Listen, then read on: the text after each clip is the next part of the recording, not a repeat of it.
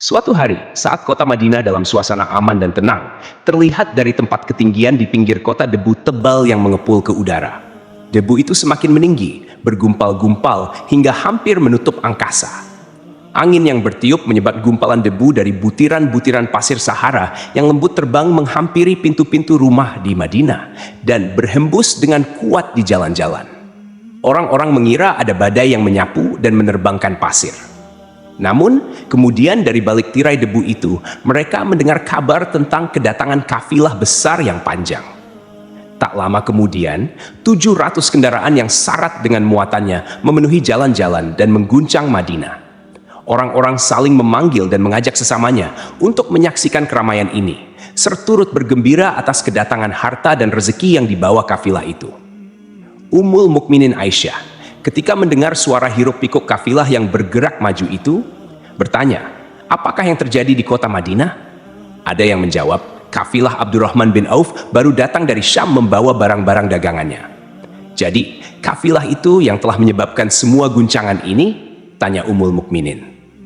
Benar, wahai Ummul Mukminin. Jumlahnya 700 kendaraan. Ummul Mukminin menggeleng-gelengkan kepala. Pandangannya menerawang jauh seolah-olah sedang mengingat-ingat peristiwa yang pernah dilihat atau ucapan yang pernah didengarnya. Kemudian ia berkata, aku pernah mendengar Rasulullah bersabda, aku melihat Abdurrahman bin Auf masuk surga dengan merangkak. Abdurrahman bin Auf akan masuk surga dengan merangkak? Mengapa ia tidak memasukinya dengan melompat atau berlari-lari kecil bersama angkatan pertama para sahabat Rasulullah? Sebagian sahabat menyampaikan cerita Aisyah kepadanya, maka ia pun teringat telah mendengarkan hadits ini dari Nabi lebih dari satu kali dan dengan redaksi yang berbeda-beda. Sebelum tali-tali pengikat perniagaannya dilepas, Abdurrahman melangkahkan kakinya ke rumah Aisyah lalu berkata kepadanya, engkau telah mengingatkanku suatu hadits yang tidak pernah kulupakan. Maka saksikanlah bahwa kafilah ini dengan semua muatannya beserta kendaraan dan perlengkapannya aku persembahkan di jalan Allah Azza wa Jalla, tambahnya. Seluruh muatan 700 kendaraan itu dibagikan kepada semua penduduk Madinah dan sekitarnya sebagai perbuatan baik yang agung. Peristiwa yang satu ini saja sudah cukup untuk mengukir sebuah gambaran yang sempurna tentang kehidupan sahabat Rasulullah, Abdurrahman bin Auf. Dialah saudagar yang sukses, lebih sukses daripada kesuksesan yang pernah ada. Dia merupakan orang kaya dengan kekayaan yang melimpah ruah. Dia adalah seorang mukmin bijaksana yang tidak ingin bagian dari keuntungan agamanya hilang begitu saja dan tidak sudi kekayaannya membuat dirinya tertinggal dari kafilah iman dan pahala surga. Untuk itu, ia mendermakan harta kekayaannya dengan kemurahan hati dan kesadaran nurani. Kapan dan bagaimana proses keislaman orang besar ini? Ia masuk Islam sejak fajar menyingsing. Ia telah memasukinya pada permulaan dakwah, yakni sebelum Rasulullah memasuki Darul Arkam dan menjadikannya sebagai tempat pertemuan dengan para sahabatnya yang beriman. Dia adalah salah seorang dari 8 orang yang lebih awal masuk Islam. Abu Bakar datang kepadanya menyampaikan Islam, termasuk kepada Utsman bin Affan, Az-Zubair bin Al-Awwam, Talhah bin Ubaidullah, dan Sa'ad bin Abu Waqqash. Tidak ada persoalan yang tertutup bagi mereka, dan tiada keraguan yang menjadi penghalang. Bahkan mereka segera pergi bersama Abu Bakar As-Siddiq menemui Rasulullah untuk menyatakan bayat dan memikul bendera Islam. Sejak menganut Islam hingga berpulang ke rahmatullah pada usia 75 tahun, Abdurrahman bin Auf selalu menjadi teladan yang cemerlang sebagai seorang mukmin yang besar. Hal ini menyebabkan Nabi memasukkannya dalam 10 orang yang telah diberi kabar gembira sebagai ahli surga. Umar mengangkatnya sebagai anggota Majelis Syura yang terdiri dari 6 orang, yang merupakan calon khalifah yang akan dipilih sebagai penggantinya. Kala itu, Umar berpesan Rasulullah wafat dalam keadaan rida kepada mereka. Cepatnya Abdurrahman masuk Islam telah menyebabkan dirinya harus mengalami penganiayaan dan penindasan dari Quraisy. Ketika Nabi memerintahkan para sahabatnya hijrah ke Habasyah, Abdurrahman bin Auf pun ikut berhijrah. Ia kemudian kembali lagi ke Mekkah, lalu hijrah untuk kali kedua ke Habasyah, dan selanjutnya hijrah ke Madinah. Ia ikut bertempur di Perang Badar, Uhud, dan peperangan-peperangan lainnya. Keuntungannya dalam perniagaan sangat besar hingga mencapai batas yang membuat dirinya sendiri merasa takjub dan heran. Sehingga ia berkata, sungguh, aku melihat diriku ini, seandainya mengangkat batu, niscaya kutemukan emas dan perak di bawahnya. Perniagaan bagi Abdurrahman bin Auf bukanlah jenis perdagangan yang tercela maupun monopoli. Bahkan, ia sendiri bukanlah orang yang loba untuk mengumpulkan harta atas dorongan agar menjadi orang kaya. Bukan itu tujuannya, melainkan suatu amal dan kewajiban yang keberhasilannya akan menambah kedekatan jiwa kepada Allah dan berkorban di jalannya. Abdurrahman bin Auf seorang yang kuat emosi jiwanya, di mana ia menemukan kepuasan emosinya itu dalam amal yang mulia dimanapun berada. Apabila ia tidak sedang syalat di masjid dan tidak sedang berjihad dalam peperangan, ia pasti sedang mengurus perniagaannya yang berkembang pesat sehingga kafilah-kafilahnya dari Mesir dan Syria membawa ke Madinah barang-barang muatan yang dapat memenuhi kebutuhan seluruh jazirah Arab, baik pakaian maupun makanan. Yang menunjukkan bahwa ia seorang yang kuat emosi jiwanya adalah ketika kaum muslimin hijrah ke Madinah. Rasulullah pada waktu itu menerapkan aturan untuk mempersaudarakan dua orang sahabat. Salah seorang dari muhajirin warga Mekkah dan yang lain dari Ansyar penduduk Madinah. Persaudaraan ini berjalan dengan sempurna hingga membuat hati terpesona. Orang-orang Ansyar yang merupakan penduduk asli Madinah membagi seluruh kekayaan miliknya menjadi dua dengan saudaranya dari kalangan muhajirin. Bahkan istri pun direlakan. Apabila ia beristri dua, ia pun rela menceraikan satu untuk diperistri saudaranya. Ketika itu Rasul yang mulia mempersaudarakan antara Abdurrahman bin Auf dengan Sa'ad bin Rabi. Marilah kita dengarkan sahabat yang mulia. Anas bin Malik mengisahkan kepada kita apa yang terjadi.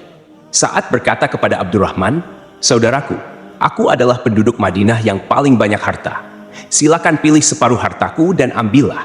Aku juga mempunyai dua istri. Perhatikan yang lebih menarik hatimu dan aku akan menceraikannya, sehingga engkau dapat memperistri dirinya." Abdurrahman bin Auf menjawab, "Semoga Allah memberkahi dirimu dalam istri dan hartamu. Tunjukkanlah letak pasar kepadaku." Abdurrahman pergi ke pasar. Ia berjual beli di sana dan mendapatkan keuntungan. Kehidupan Abdurrahman bin Auf di Madinah, baik semasa Rasulullah maupun sepeninggal beliau, selalu ditunaikan dengan sempurna untuk memenuhi hak din ini dan beramal di dunia. Perniagaannya sukses dan menguntungkan. Seperti diungkapkannya sendiri, bahwa seandainya ia mengangkat batu dari tempatnya, ia pasti mendapatkan emas dan perak di bawahnya.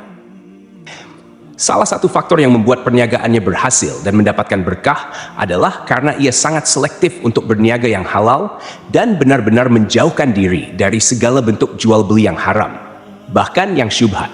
Selain itu, faktor yang menambah kejayaan dan keberkahan Abdurrahman bin Auf adalah labanya yang bukan hanya untuk dirinya sendiri, melainkan di dalamnya terdapat bagian Allah yang ia penuhi dengan baik.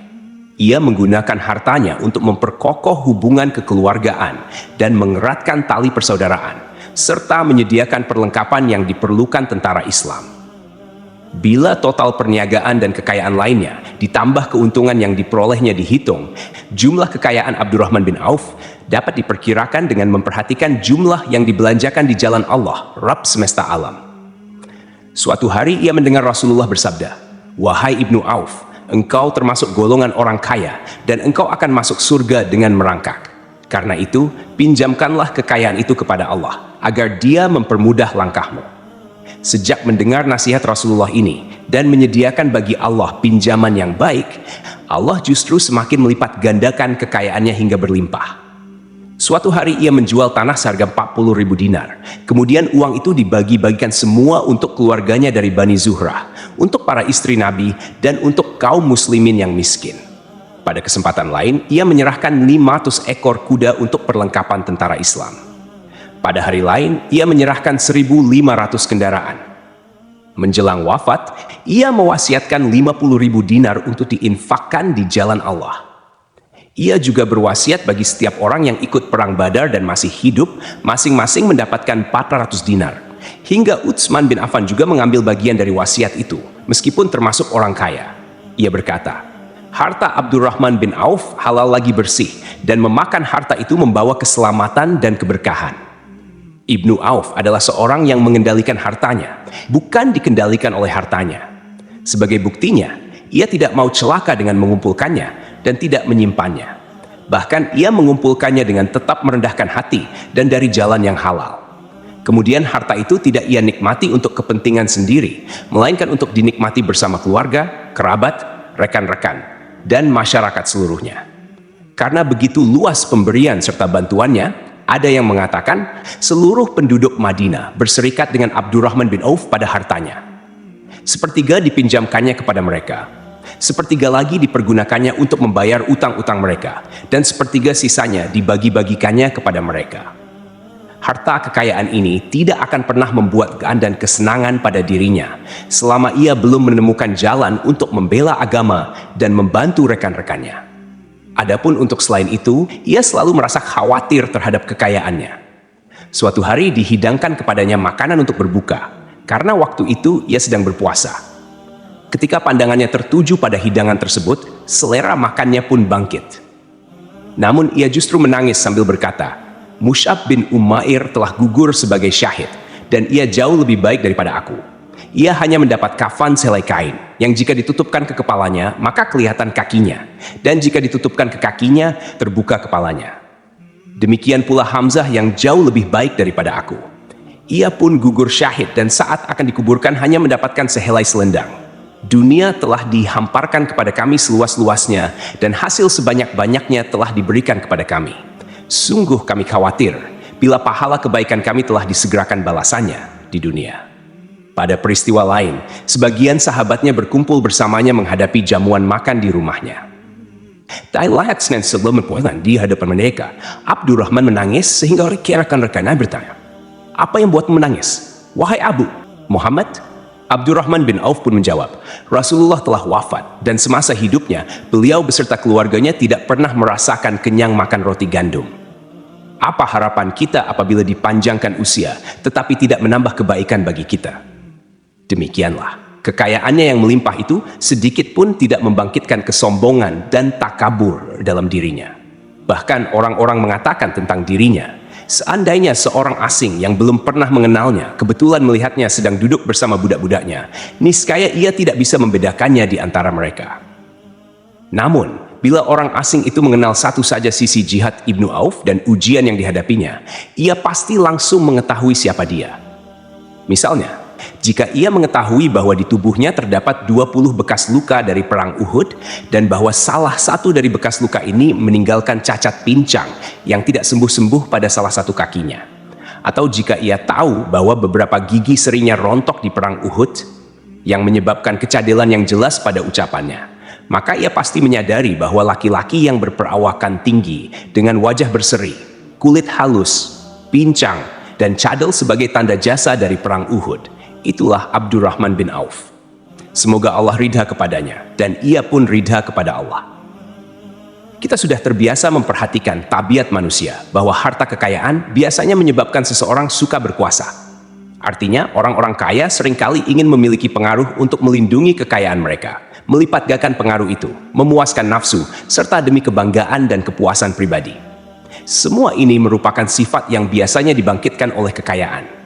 Namun, bila kita melihat Abdurrahman bin Auf dengan kekayaannya yang melimpah, kita akan menemukan manusia ajaib yang sanggup menguasai watak dasar manusia dalam hal ini dan melangkahinya menuju puncak ketinggian yang istimewa. Peristiwa ini terjadi ketika Umar bin Al-Khattab hendak berpisah dengan rohnya yang suci dan memilih 6 orang di antara para sahabat Rasulullah agar mereka memilih salah seorang di antara mereka untuk menjadi khalifah yang baru. Pada saat itu, Semeri menunjuk ke Ibnu Auf. Bahkan sebagian sahabat menegaskan bahwa dialah orang yang lebih berhak menjadi khalifah di antara 6 orang itu. Namun ia menjawab, "Demi Allah, seandainya diambilkan pisau lalu ditaruh ke atas leherku, kemudian kalian menusukkannya sampai tembus, itu lebih aku sukai daripada menerima jabatan tersebut." Demikianlah, saat 6 orang terpilih itu mengadakan pertemuan untuk memilih salah seorang di antara mereka sebagai khalifah pengganti Al-Faruq, Umar bin Al-Khattab, Abdurrahman bin Auf telah menyatakan kepada rekan-rekannya bahwa ia telah melepaskan haknya yang dilimpahkan Umar kepadanya sebagai salah seorang dari 6 calon yang akan dipilih menjadi khalifah. Dengan demikian, kewajiban mereka untuk melakukan pemilihan itu terbatas di antara mereka berlima saja. Sikap zuhudnya terhadap jabatan pangkat ini dengan cepat telah menempatkan dirinya sebagai hakim di antara 5 orang tokoh terkemuka itu. Mereka menerima dengan senang hati agar Abdurrahman bin Auf menetapkan pilihan khalifah di antara mereka berlima. Ali bin Abi Thalib mengatakan, Aku pernah mendengar Rasulullah menyifatimu bahwa engkau adalah orang yang dipercaya oleh penduduk langit dan dipercaya pula oleh penduduk bumi. Ibnu Auf akhirnya memilih Utsman bin Affan untuk jabatan khalifah, dan yang lain pun menyetujui pilihannya. Itulah hakikat seorang laki-laki yang kaya raya dalam Islam. Apakah Anda telah memperhatikan bagaimana Islam telah mengangkat dirinya jauh di atas kekayaan dengan segala godaan dan penyesatannya itu? Dan bagaimana ia menempa kepribadiannya dengan sebaik-baiknya. Pada tahun 32H, tubuhnya berpisah dengan rohnya. Ummul Mukminin Aisyah ingin memberinya kemuliaan khusus yang tidak diberikannya kepada orang lain, dengan memberikan usulan kepadanya ketika ia masih terbaring di ranjang menuju kematian, agar bersedia dikuburkan di pekarangan rumahnya, berdekatan dengan Rasulullah, Abu Bakar, dan Umar. Namun, ia memang seorang Muslim yang telah dididik Islam dengan sebaik-baiknya, sehingga merasa malu bila dirinya diangkat dan disandingkan dalam kedudukan tersebut.